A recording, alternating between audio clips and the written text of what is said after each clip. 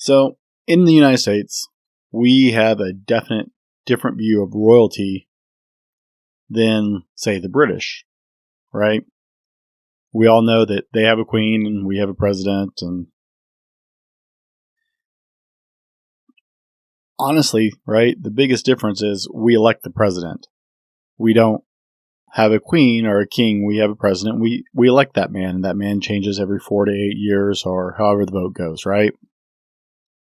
So, with a monarchy, with royalty, there's a royal family. I don't know if you guys pay attention to the nonsense on the news about the prince and his wife, or the princess. Is she a princess now because she's his wife? I don't know. Right, there's Prince Harry and Prince William and too many princes. But the Queen of England has been ruling for a very long time. And even in England, things are not exactly what we imagine as a king or a queen would be. There's the queen, and she is technically the figurehead, but Parliament actually makes most of the rules and most of the laws, just like we have the president, and then there's Congress, right? And we all have our own thoughts about Congress, whatever your thoughts may be about how effective they are at passing laws and doing things for the country. And it's the same thing with British Parliament. British Parliament makes most of the rules, they make most of the laws, they make most of the decisions. The Queen is a figurehead and only weighs in every so often.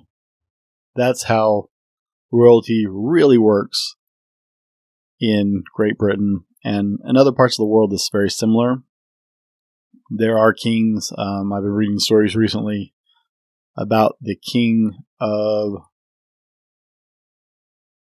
I'm going to want to say Siam, but I know that's wrong. It's Thailand now, right? That's right. Sorry. I'm a big King and I fan. I love the original with Yul Brynner. Comment below if you're listening to this on the podcast. Guys, comment in the questions. Hey, leave me feedback. Leave me questions you have. And leave me a review. Oh, what a crazy idea, right? But comment down below if you're a King and I fan. I love old musicals. Call me sentimental, but that's what I grew up with. My mom and my dad both really enjoyed musicals growing up, so we went to a lot of them. So comment down below. Let me know if I'm not alone here.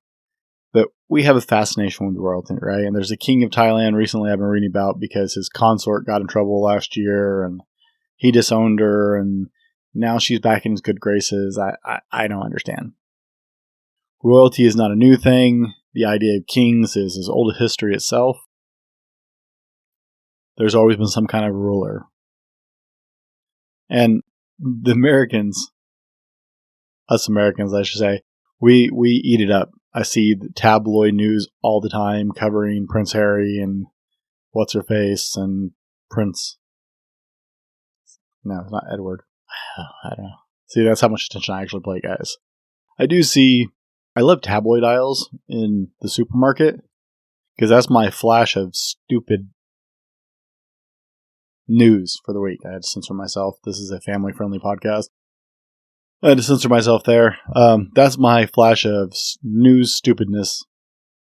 I'm not even sure that's a term for the week. But I love to hit the tabloids and just walk by them. And it's amazing to me how often the British royalty are on the front of American tabloids and journals and magazines and stuff. I don't understand that.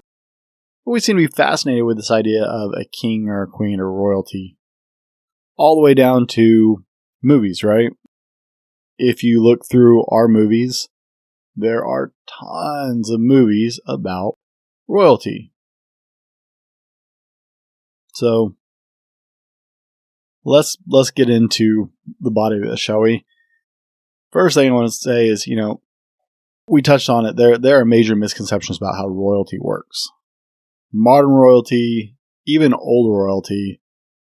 We already talked about the Queen being a figurehead in England, a national, I don't want to use the term idol, but a nationally recognized symbol of Great Britain or England or however you want to say it.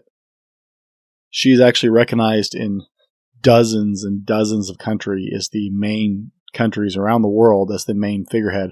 I read an article the other day and I was just mystified at how many nations in the world still recognize her as their technical queen. They have local government people who make the decisions of their day-to-day, but it was big news because one of the bigger countries that's always recognized her as a queen is no longer recognizing her as the queen anymore. Too much drama. If you know your history, the empire of Great Britain, I'm saying that wrong, the British Empire covered large swaths of the world. They actually were larger and more successful at conquering most of the known world than any empire before them. The Indians, the Mongols, Genghis Khan made a pretty good run at Eurasia, but British Empire actually extended farther than any empire in history. It's amazing. And so I'm still blown away every now and then when I read a news story about, oh wait, this is still technically a British subject and it's some island in the middle of somewhere, right? So royalty doesn't work exactly like we get it. And like I said, the queen is kind of a figurehead and she makes decisions in ways and when she has to, but it's not like the old movies where it's like, I said it, so bam, it's done, right? That's not the way royalty works these days. They have their advisors, but it's nothing new. What's happening, guys? My name is Brent, and I am the Fallible Man. This has been a clip from one of our podcasts. Hey, if you enjoyed the clip, go over to our YouTube channel and check out the full video podcast available exclusively on YouTube. And if you're more of an audio guy, hey, our podcast is on Apple Podcasts, Spotify, TuneIn, and I think pretty much everywhere else you want to listen. Thanks for hanging out with us, and I hope you enjoyed the clip.